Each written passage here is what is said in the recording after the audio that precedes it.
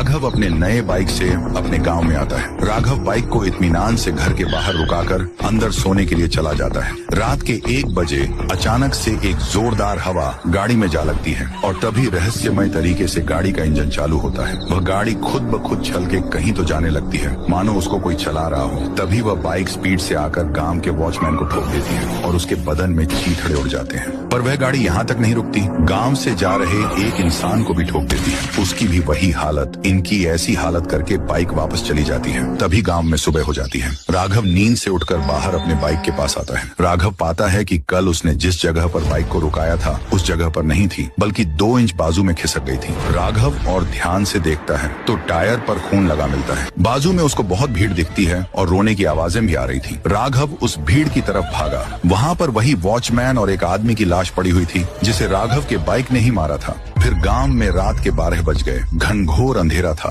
और जो होना था वही हुआ। वही हवा बाइक से टकराई और रहस्यमय तरीके से चलने लगी।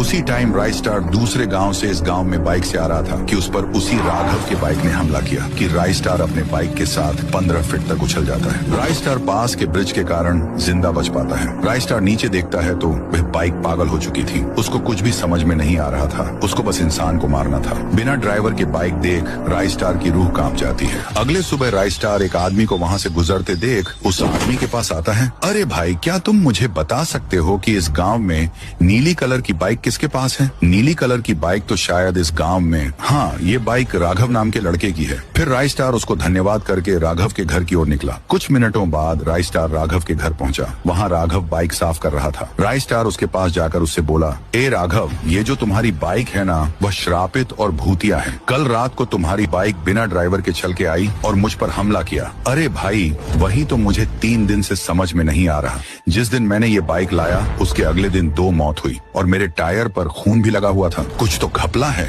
अच्छा बताओ कि ये बाइक कहाँ से लाए थे? ये बाइक तो मैंने राजपुर में बाबू चिपके के गैराज से सेकंड हैंड खरीदा था। राइस्टार सीधा बाबू के गैराज में पहुंचा। मेरा नाम है बाबू चिपके, काम करूंगा सबसे हटके। राइस्टार, ए बाबू, उस दिन राघव नाम के लड़के ने जो नीली बाइक ली थी उसका क्या राज है? सच सच बता दो। मौतें हो चुकी हैं अभी तक। ये बात है 15 साल पहले की, जब उस गांव में हर्ष नाम का लड़का उसी बाइक के साथ रहता था और उसके जलने वालों की कोई कमी नहीं थी। एक दिन हर्ष अपने बाइक को बाहर रुकाकर घर में चला जाता है और वही जलने वाला लड़का बाइक के पास जाकर नुकीली सुई से उस गाड़ी के टायर पंचर कर दिया। उसी समय उसकी बूढ़ी माँ की तबीयत बहुत बिगड़ गई। हर्ष अपनी माँ को उठाकर उसी पंचर बाइक पर हॉस्पिटल ले जाने लगा। फिर क्या था, वह बाइक आधे रास्ते पर रुक गई। हर्ष ने जब टायर पंचर देखा तो उसे बहुत गुस्सा आया।